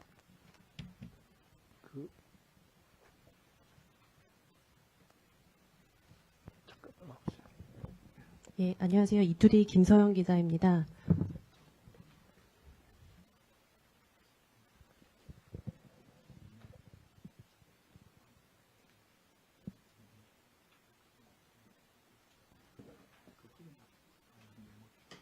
무슨 얘기인지 알겠죠? 네네. 예, 안녕하세요. 이투데이 김서영 기자입니다. 저도 세운지구 개발 관련해서 질문 드리겠습니다. 그 유산보호 중요성에 대해서는 이견이 없을 거라고 생각합니다. 근데 다만 이 세운지구 같은 그 도심 낙후 지역에서는 주민들의 삶의 질 개선이나 지역 경쟁력에 대한 요구가 높은 것도 사실입니다. 그 가장 합리적인 방안을 찾아가는 게 가장 중요한 과제일 거라고 생각을 하는데요. 서울시 입장에서는 종묘 보호를 최대한 고려해서 기존 도시계획 안에서 지금 추진 중이고, 그리고 또 추가적인 사항이 필요하다면 정부 측과 만나서 객관적인 검증과 그런 협의를 해나가고 싶다, 이런 입장을 발표한 바 있습니다. 그렇지만 정부에서 만나는 것조차 좀 소극적이라는 그런 지적이 나오고 있는 것에 대해서 중앙과 정부, 지방의 그 협력을 강조하시는 이번 정부의 강조하고 계신데, 그 측면에서 협치 차원에서 이것이 잘 진행되고 있는 거라고 생각하시는지,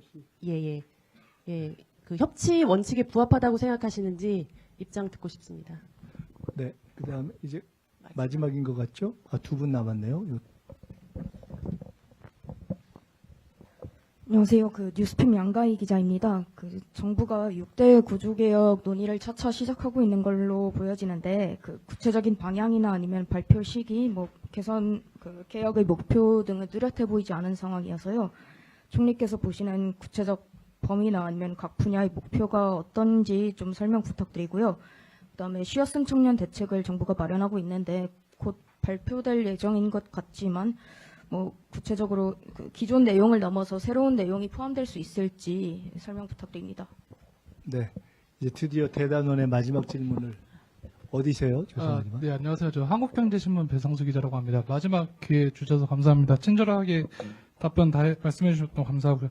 저 간단하게 하나 여쭙고 싶은 거는 CPTPP 관련해서 한일 정상회담 이후에 이제 가입 논의가 이제 외교부랑 산자부에서 장관님들께서도 말씀하셨는데, 총리님께서 대통령 업무 보고 때 이제 좀 후쿠시마 농수산물 관련해서 좀 유의 깊게 봐야 된다 이렇게 말씀하셨던 게 기억이 나서요. 그래서 향후 절차가 어떻게 되는지 그리고 어떻게 보시는지 궁금합니다. 네, 감사합니다. 마지막 질문 제가 간단히 말씀드리겠습니다.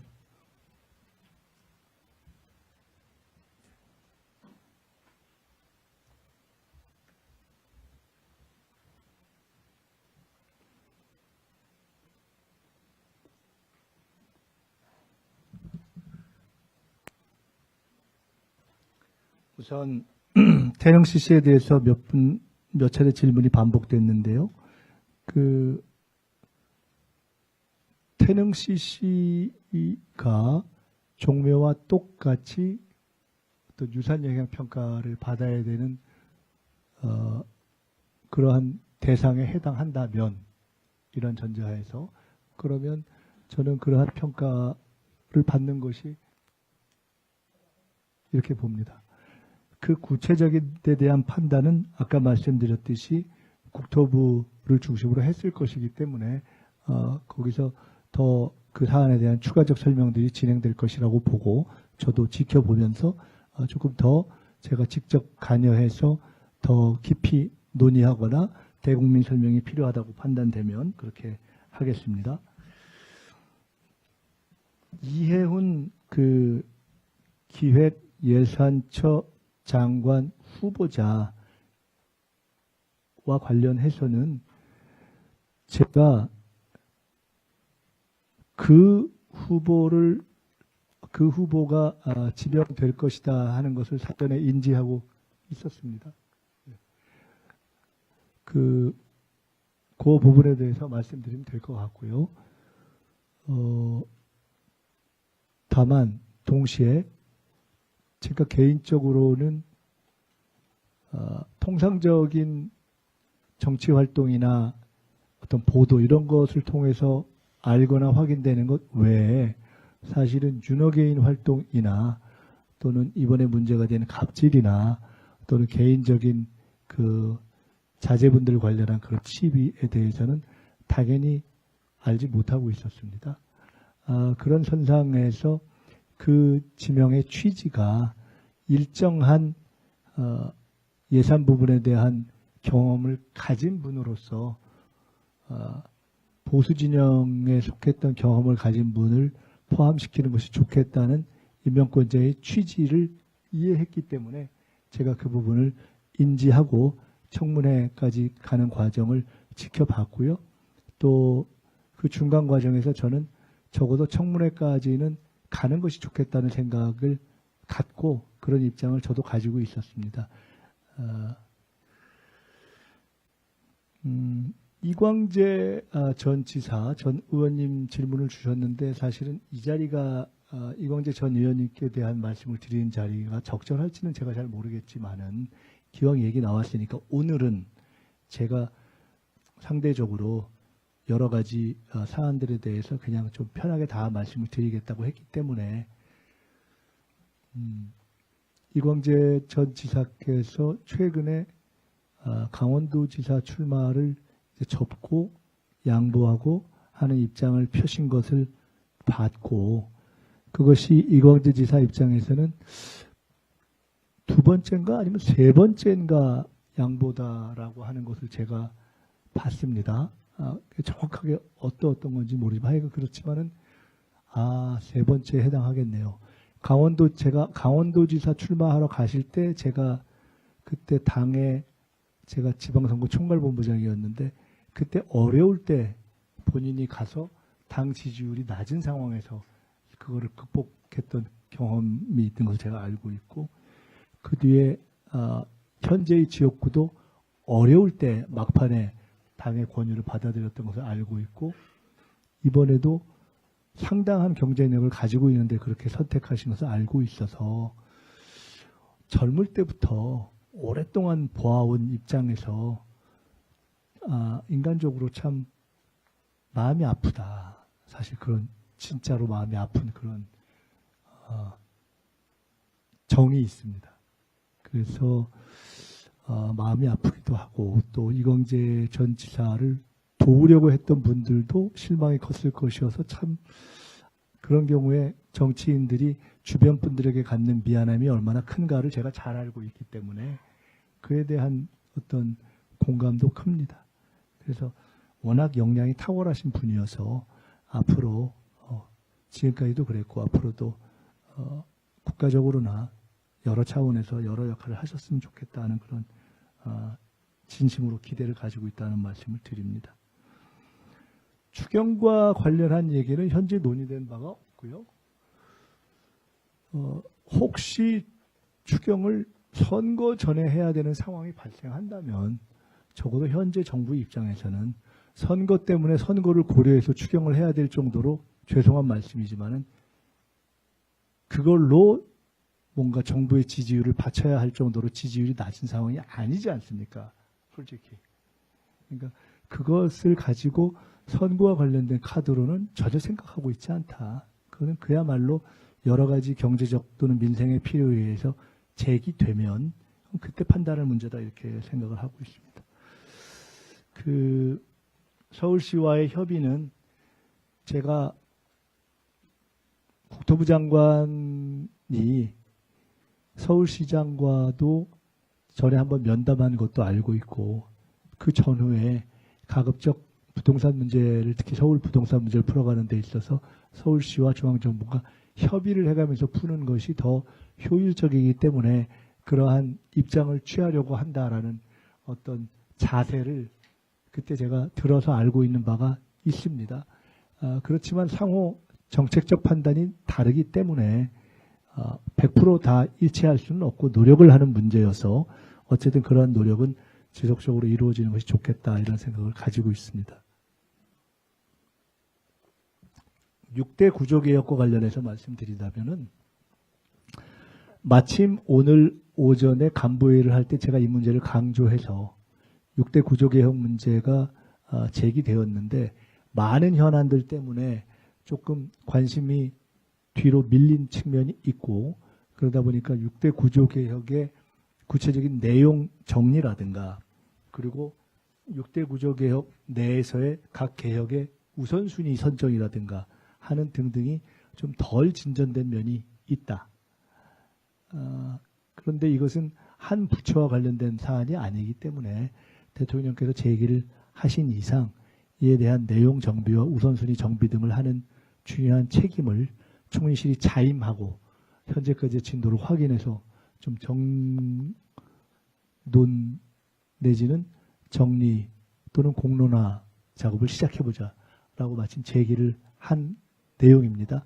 이것이 조금 더 정리되는 대로 정리해서 말씀드리도록 하겠습니다. 쉬었음 청년 말씀하셨는데 쉬었음 청년에 대한 말씀보다는 청년 문제에 대해서 기왕 연관되어 있는 것이어서 오늘 제가 기자간담회에서 한 내용 중에 잘 주의 깊게 보시면 책임과 관련한 부분에서 청년관계 장관회의, 청년당정청이라는 얘기가 나오고 소통이라는 측면에서 젊은 한국 투어라는 게 나오고 해외 활동 관련해서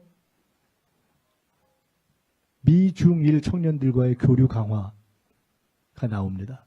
즉 총리가 생각하고 있는 향후 국정 수행 방향에서 청년 문제가 굉장히 강조되고 있다고 보시면 됩니다. 저는 실제로 우리 정부가 시작하고 나서 대통령님과 우리 정부의 핵심 관계자들에게 우리가 해야 될 제일 중요한 숙제 하나가 청년 문제의 정면 해결 노력을 하는 것이다 이렇게 말씀드렸고 그래서 부족하지만 총리가 된 이후에 소통 프로그램의 하나인 어떤 총리의 어떤 인터뷰 뭐 이런 대화 이것도 청년 문제에 집중했습니다. 그리고 청년관계 장관회의도 올해 곧 하는데 전 부처에 걸쳐 있는 청년관계 이슈를 다루는 것을 처음으로 플랫폼을 만든 것이고 청년 당정회의는 제가 쉽게 말해서 당정청 회의 같은 그러한 정부적 이슈를 다루는 것이 아니라 청년 관련 이슈를 다루는 당정협의를 필요하면 총리 훈령을 제정해서라도 하겠다는 제 의지를 갖고 추진하는 겁니다. 그래서 이제는 정말 청년 문제에 대해서 당정이 독자적으로 논의할 수 있어야 된다고 보고 특히나 제가 젊은 한국 투어를 소통의 방식으로 말씀드린 것은 국정토론회나 온라인 국정문답은 앞으로 각종 사안에 대해서 예를 들어 국무회의나 업무보고 또는 오늘 같은 자리가 다 너무 주제가 많아서 하나의 주제, 가령 응급실 뺑뺑이 하나 또는 영업평가 하나 또는 관세협상 설명 하나 이렇게 딱 하나의 원포인트를 가지고 30분이든 1시간이든 제가 직접 실시간으로 온라인 국정문답을 국민들과 하고 필요하면 해당 부처의 장차관들과 관계자와 같이 하겠다는 뜻인데 그렇게 국정토론, 국정문답 그리고 이 삼청동 오픈하우스와 함께 하는 것이 젊은 한국 투어입니다. 그것은 제가 새벽 총리로서 각종 현장 활동을 비교적 좀 많이 한 편인데 올해에는 그 현장 활동을 크게 투트랙으로 해서 일반 다양한 그동안 했던 민생 현장은 가급적 새벽에 가고 제가 평상시에 낮에 하는 것은 청년층에 집중하겠다는 겁니다. 대학 가든 뭐 청년 기업이든.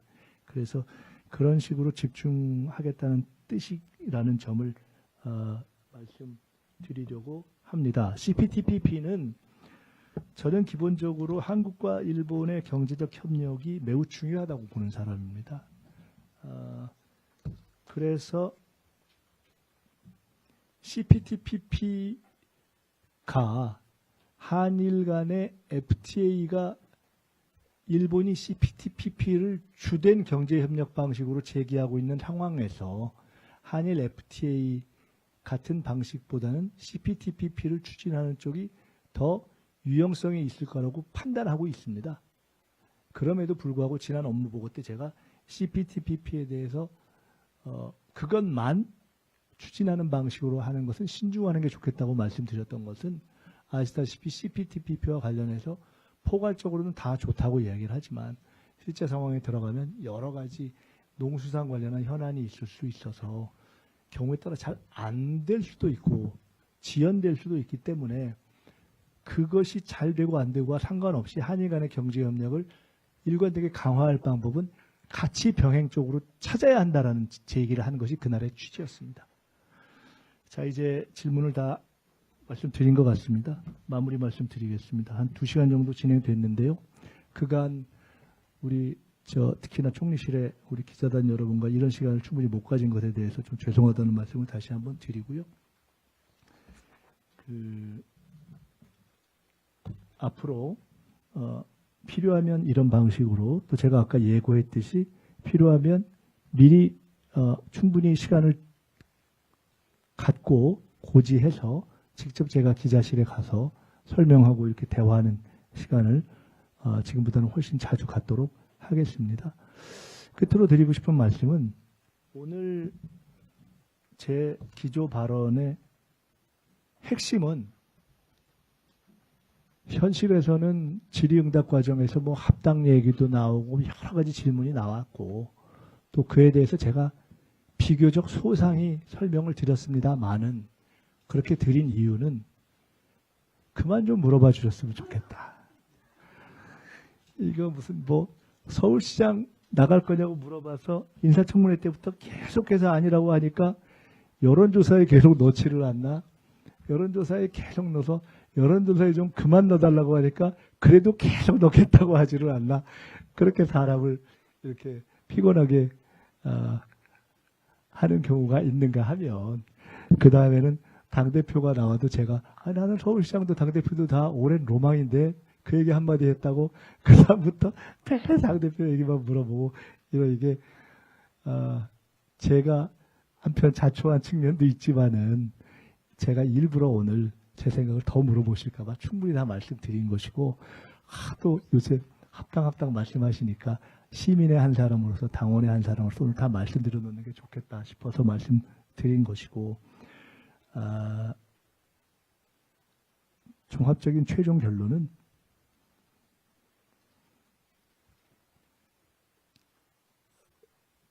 오늘을 기점으로 해서 저는 새로운 각오로 국정에 전념하고 총리로서 여러 국정을 챙길 것입니다. 아까도 말씀드렸듯이 책임 총리로서 우리 정치사에 하나의 획을 그은 이해찬 총리가 계신데 저는 개인적으로 책임 총리라는 용어를 별로 좋아하지 않았습니다. 선호하지 않습니다. 왜냐하면은 이해찬 총리가 책임 총리로 이렇게 주로 많이 국민들에게 알려져 있는 상황에서 제가 그런 비슷한 어떤 위상과 역할 이런 것을 하겠다라고 자임할 만큼 역량이 되지 않고 두 번째로는 우리 헌법상 흔히 책임 총리의 개념으로 이해하고 있는 외교는 대통령, 총리는 내치 이렇게 얘기하는 책임 총리의 개념이 저는 사실 옳다고 보지를 않습니다. 우리 헌법상 총리의 개념은 외교와 내치를 망라해서 대통령의 국정 운영을 보좌하고 대통령을 명을 받아 국정을 통할하는 것입니다. 그렇기 때문에 이번에도 그런 차원에서 미국에 가서 벤스 부통령도 만나고 한 것도 철저하게 대통령 외교 활동의 후속 조치 차원에서 간 것입니다. 그런 점 등등에서 제가 책임 총리라는 용어를 과거에도 좋아하지 않고 지금도 사용하지 않지만 여러 가지 종합적인 판단으로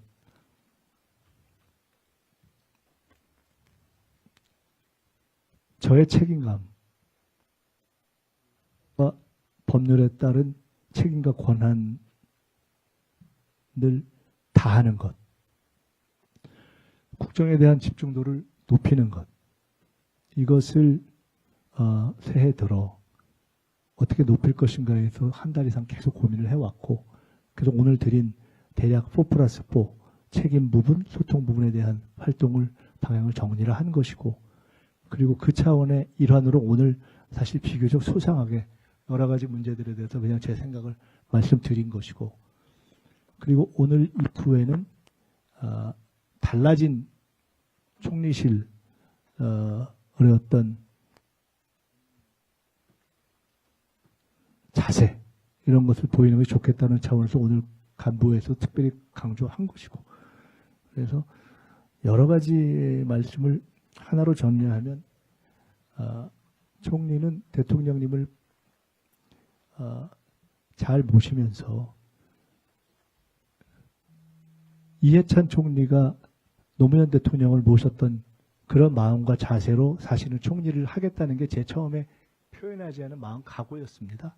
원래 비슷한 연배에 함께했던 동지지만 그런 자세로 모시겠다는 생각을 원래 하고 있었습니다. 근데 저 혼자 속으로 간직하고 있는 그런 사실은 각오였습니다. 표현하기도 그렇고. 근데 제가 이것을 이렇게 입 밖으로 내는 이유는 이해찬 총리께서 안 계신 마당에 저 스스로 이것을 표현함으로써 저 스스로에게 저를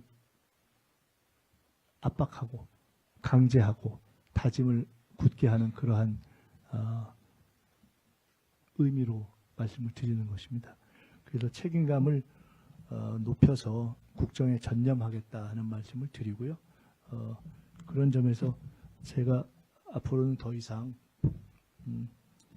서울시장 선거 갖고 그 본인이 할 생각 없는데, 그리고 그것이 저를 서울시장 선거와 관련시켜 거론 더 이상 되는 것이 국정 운영에 크게 도움도 안 되는데 그런 부분이 거론되는 일이 없었으면 좋겠고, 또 당과 관련한 부분에 대해서도 제가 당대표라는 제 평소의 로망을 이야기하고 또 합당 문제 등등에 대한 이야기를 다 했으니 많지, 이후의 모든 문제들은 당의 질서 속에서 충분히 논의될 것이다고 보고, 제가 더 이상 이 현재 당내의 문제와 연관돼서 소환되거나 또 호출되거나 뭐 이러지 않았으면 좋겠다.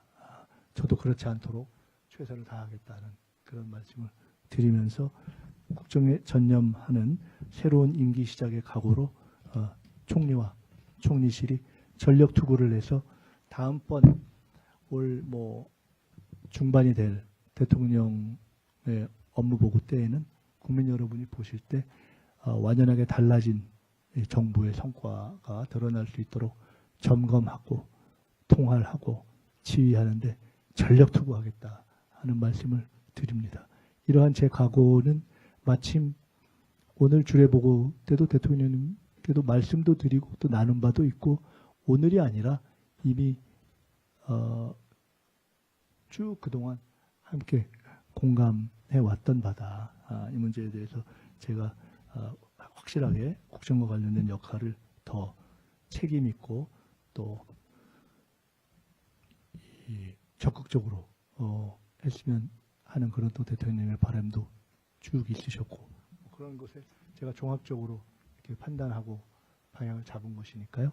그렇게 우리 총리실 직원들과 함께 최선을 다하겠다는 말씀을 드립니다. 고맙습니다. 네, 감사합니다. 이상으로 총리님과 기자단 여러분 장시간 수고 많으셨습니다. 간담회를 마치도록 하겠습니다. 네, 지금부터 국무총리실 출입 기자단과 간담회를 진행하도록 하겠습니다. 시작에 앞서 여러분들 앞에 쿠키 드셨습니까? 아직 안 드셨죠? 네, 그 쿠키가 의미 있는 쿠키여서 간략하게 말씀드리면, 지난해 총리님께서 자립준비 청년이 운영하는 카페를 방문한 적이 있습니다. 그래서 거기서 직접 구운 쿠키를 사서 이제 여러분들께 준비를 했는데요. 혹시 못 드신 분들은 끝나고 나서 꼭 맛을 보기를 기대하겠습니다. 네, 그럼 시작하도록 하겠습니다. 먼저 국무총리님의 모두 발언이 있겠습니다.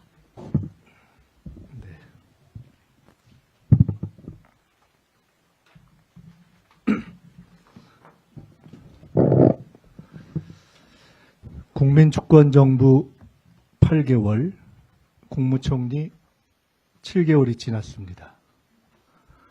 정부는 대통령의 리더십 하에 정치, 경제, 외교의 정상화를 이루고 대도약을 준비하고 있습니다. 저는 지난 7개월간 국민의 삶을 지키는 새벽 총리가 되겠다는 각오로 출발했습니다. 에이펙 정상회의의 성공을 비롯한 국정 안정을 통해 대통령을 보좌해왔고 헌정수호 TF, 테러대책위원회 등 개혁 작업을 수행했으며 현장에 밀착해 각종 현안을 해결해 왔습니다. K국정설명회 등을 통해 국민과 소통하고 미 벤스 부통령과의 한라인 개설을 포함한 외교 활동도 이어왔습니다. 올 한 해는 책임과 소통을 강화하여 국정 성과를 내는데 전력하겠습니다. 헌법과 법률에 따른 총리의 국정 통할과 책임을 강화하겠습니다. 첫째, 올 중반으로 예정된 정부 업무 보고가 실질적 성과 보고가 될 수 있도록 정부 각 부처청의 핵심 과제 및 범부처 개혁 과제를 직접 챙기고 각 부처청 장차관 및 간부들과의 소통 및 점검을 대폭 강화하겠습니다. 광역 통합 및 지방 주도 성장, 군 내란 세력 척결, 검찰 개혁 완성, 정치 테러 근절, 신천지 등 이단 정치 개입 근절 등도 특별히 챙기겠습니다. 둘째, 국가 미래 전략 경제 분야 중 총리 업무와 관련성이 높은 K바이오, K뷰티, K푸드, K컨텐츠 등 문화 주도 성장 분야를 집중적으로 살피겠습니다. 셋째, 미국, 중국, 일본 등 핵심 주변 국가를 중심으로 대통령님의 외교 성과에 대한 후속 조치 지원 활동을 강화하겠습니다. 특히 미, 중, 일 등 주요 국가 청년들과의 교류 확대를 적극 지원하겠습니다. 넷째, 청년관계 장관회의, 청년 당정협의 등 새로운 플랫폼을 통해 우리 사회의 가장 중요한 과제의 하나인 청년 문제 해결 노력을 강화하겠습니다. 다음으로 국민과의 소통을 강화하겠습니다. 첫째, 이미 시작한 K국정설명회를 통한 대국민 대면 국정 홍보를 전국적, 다층적으로 확대 실시하겠습니다. 둘째, K 온라인 국정 문답을 도입하여 주요 이슈별 대국민 실시간 소통과 설명을 진행하겠습니다. 필요할 때는 해당 부처청의 장차관 및 담당자와 함께 하겠습니다. 셋째, 젊은 한국 투어를 실시하여 대학, 청년 창업가, 청년 직장인 등 청년 현장을 직접 방문하고 청년들과의 소통을 확대하겠습니다. 넷째, 삼청동 오픈하우스를 통해 총리 공관을 주기적으로 개방하고 국민과 직접 소통하겠습니다. 오늘 기자간담회 후에 제가 직접 기자단 여러분들께 삼청동 오픈하우스 약식 투어 안내를 하겠습니다. 이 외에 수시로 이슈별 기자실 생중계 브리핑을 갖겠습니다.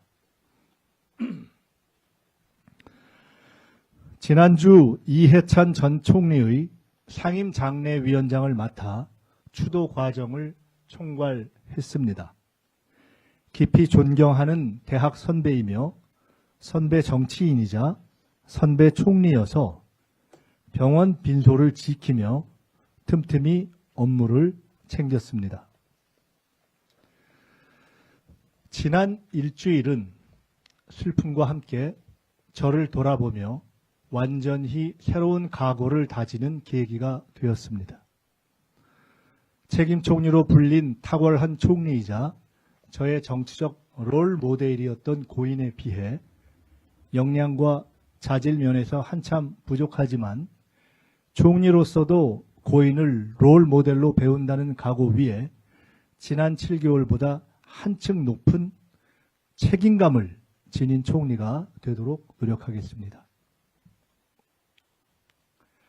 올 6월이면 지방선거가 있고 정부 출범 1주년이 됩니다.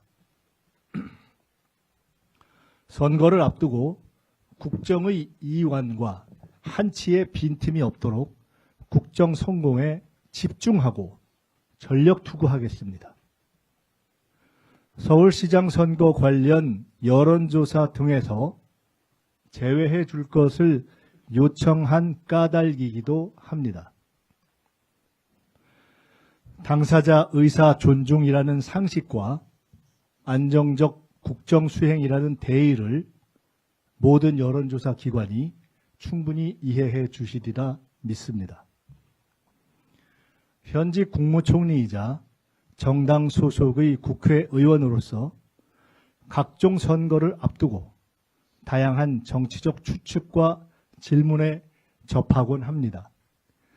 누차 말씀드렸듯 지금까지도 앞으로도 오직 국정 성공을 최우선 가치로 모든 문제를 판단하겠습니다. 다만 꼭 필요할 때는 정치 발전에 대한 생각을 정확히 밝히고 가짜뉴스나 잘못된 보도에는 엄격히 대응하며 총리 업무에 전념하겠습니다. 오늘이 총리직 수행 첫날이라는 각오 위에 더 큰 책임감과 더 큰 시야로 국정을 바라보며 국민 여러분을 믿고 총리 업무에 전념하며 뚜벅뚜벅 나아가겠습니다. 감사합니다. 네, 말씀 감사합니다. 지금부터 질의응답 시간을 갖도록 하겠습니다. 먼저 진행 방법은 손을 들어주시고 그리고 소속과 성함을 말씀해 주시면 됩니다. 진행은 총리님께서 직접 지목을 하도록 하겠습니다. 질문 있으신 분? 제가 오늘 질문을 충분히 받고 답변을 충분히 말씀드릴 거니까 너무 시간에 구애받지 마시고 이쪽부터 그냥 차근히 제가 이렇게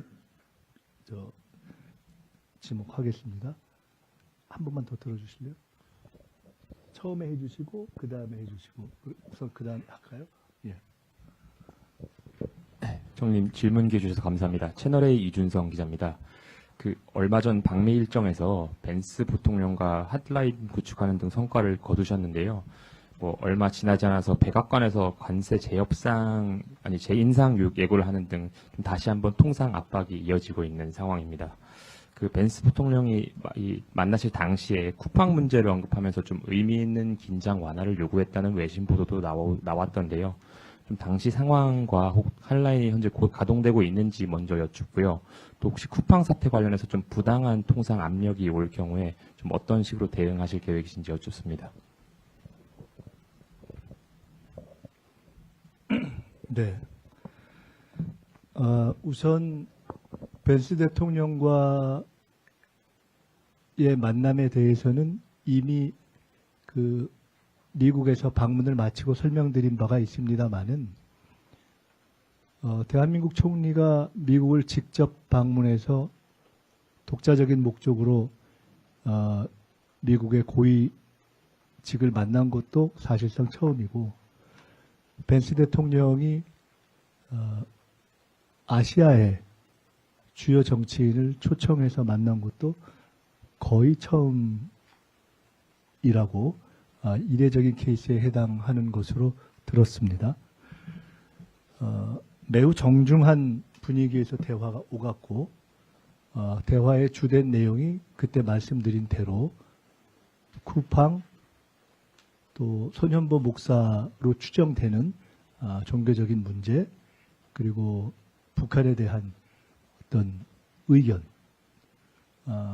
등에 대한 질문과 저의 한미 조인트 팩트시트 JFS에 대한 후속 조치 이행에 대한 협력 제안 또 그에 대해서 벤스 부통령이 적극적으로 시한을 정해가면서 함께 챙겨가자 라는 의견이 오가는 매우 우호적인 결과였습니다. 최종적인 결과에서는 말씀드린 대로 현장에서 바로 벤스 부통령의 전화번호와 조지아에 우리 근로자 억류 사태가 있을 때 그걸 해결하는 과정에서 일정한 역할을 한 벤스 부통령의 안보 보좌관이자 백악관의 안보 부보좌관인 앤디 베이커의 전화번호를 함께 적은 번호를 제게 현장에서 바로 주었고 그 이후에 이미 몇 차례의 소통을 서로 주고 받고 있는 상태입니다. 서로 편하게 그냥 뭐 이름을 부르자 뭐 이런 정도로요. 그래서 우선 그것은 첫째 그렇다 하는 말씀을 드리고요. 두 번째로 그날 이후에 있던 그 트럼프 대통령의 갑작스러운 그 SNS를 통한 관세 인상 멘트 그 다음날 또 약간의 변화가 있었기 때문에 관세 인상 멘트라고 하겠습니다. 에 대해서 한라인이 무슨 의미가 있느냐 이렇게 국내에서 일부 말씀하시는 것을 들었습니다. 그에 대해서는 두 가지로 말씀을 드리겠습니다. 실제로 그 트럼프 대통령의 갑작스러운 그 메시지에 대해서 국내에 저뿐만 아니라 관련해서 통상 협상을 하고 있는 모든 라인이 사전에 알지 못한 갑작스러운 메시지였다는 걸 알고 계실 것입니다. 그러나 동시에 그것은 미국 정부 내에서도 대부분의 사람들이 아마 저희가 추정하기로는 러트닝 상부장관과 대통령 정도를 제외한 거는 대부분의 사람들이 사전에 인지하지 못한 또한 그러한 메시지였기도 한 것으로 알고 있습니다. 그렇기 때문에 일각에서는 이것을 우리 정부의 외교 실패 이렇게 얘기하는데 그것은 우리가 사전에 알지 못했지만 미국 정부 내에서도 충분한 소통이 이루어진 것이 아니기 때문에 트럼프 대통령의 이 독특한 메시지 제기 방식을 가지고 미국 정부의 실패다 이렇게 말할 수는 없지 않겠습니까? 그렇기 때문에 그 문제는 그야말로 트럼프 대통령의 독특한 메시지 제기였다라고 말씀드릴 수가 있을 것 같습니다. 그러면 한라인은 가동됐는가? 한라인은 그 상황이 있기 직전에 개설되기를 저는 잘했다고 평가합니다. 왜냐하면 그 한라인으로 인해서 그 한라인만이 가동되는 것은 아니지만 벤스 부통령과의 한라인을 포함한 여러 기존의 어떤 노력과 접촉선들이 다 가동돼서 서로의 진위를 파악하는 과정을 거쳐서 지금과 같은 상황으로 진전되고 있다. 제가 말씀드린 지금과 같은 상황은 실제로 확인해 본 바 일부 국내외 언론에서 저는 잘못 짚었다고 보는데 잘못 짚은 것처럼 사실상 벤스 부통령이 쿠팡에 대한 주된 압박을 했다. 그것이 그 트럼프 대통령 관세 메시지의 주된 배경이었다 하는 것과는 전혀 달리 관세 협상에서 합의된 내용에 대한 보다 신속한 진행에 대한 미국 정부와 트럼프 대통령의 일정한 불만 또는 신속한 진행에 대한 요청을 반영했다는 것이 이미 드러나고 있고 대략 그런 방식으로 정리가 되고 있습니다. 그 일부 국내외 언론이 그 이후에 마치 쿠팡에 대해서 벤스 부통령이 굉장히 강하게 경고하거나 압박했고 그것이 마치 주된 미국 정부의 관심인 것처럼 한 것은 사실과 전혀 다릅니다. 그것은 쿠팡 측의 의사일지는 모르겠지만 미국 정부의 확인된 바 의사와는 다르다고 판단하고 있습니다. 쿠팡과 관련해서 어떻게 대응할 것이냐, 그것은 미국 정부의 저를 포함한 우리 정부의 관계자들이 밝힌 대로 법적인 문제는 한국 정부의 입장에 따라 법대로, 그리고 그것이 불필요한 양국 간의 어떤 통상에 관련된 문제로 비화하거나 오해가 생기지 않도록 그거는 충분히 서로 소통한다라는 차원에서 입장 교환이 되었고 앞으로도 관리될 것이다, 이렇게 말씀을 드리겠습니다. 총리님, 국제신문 정유선입니다. 저는 행정통합 관련해서 좀 여쭤보겠습니다. 정부가 파격적인 인센티브안을 제시한 이후에 지금 시도 간 통합 논의가 본격화되고 있는데요. 대통령께서는 또 신년 기자회견 때 광역 통합을 말씀하시면서 시도들이 또 너무 한꺼번에 할까 봐 걱정이다, 재정 충격이 있을 수 있다고 또 언급하셨어요. 그래서 지자체에서는 혹시 통합을 늦게 하면 재정 지원을 못 받는 게 아닌가 하는 우려도 나오는데요. 예를 들면 4년간 20조 원이 제시됐는데 예컨대 1년 늦으면 5억 못 받는다, 뭐 이런 개념이라든지, 아니면 뭐 꼭 그건 아니더라도 통합 시기가 늦어지면 재정 지원이 좀 차이가 있는지 그 부분이 좀 궁금합니다. 또 하나, 지난주에 부산 경남도 2028년을 목표로 통합 로드맵을 제시했는데요. 일시적인 지원보다는 확실한 재정 분권 그리고 자치 사무 권한에 대한 구조적 보장을 좀 요청했습니다. 이런 부분에 대해서 정부가 좀 검토하고 계시거나 추가로 좀 수용해서 준비하고 계신지 말씀 부탁드리겠습니다. 그 말씀드리기에 참고로 아까 첫 번째 질문에서 한 가지만 보충 설명하겠습니다. 그 벤스 부통령을 만날 때 현장에 우리 측에서는 강경화 대사, 박윤주 1차관 외교부, 그리고 우리 측 외교보좌관 이렇게 네 분이 계셨는데 제가 그런 방식의 어떤 이 고위급 회담에 대한 비교 평가를 할 입장에 있지 않아서 나오면서 물어보니 그 두 분 다 아주 진심으로 굉장히 잘된 케이스다라고 평가를 해주셨고, 그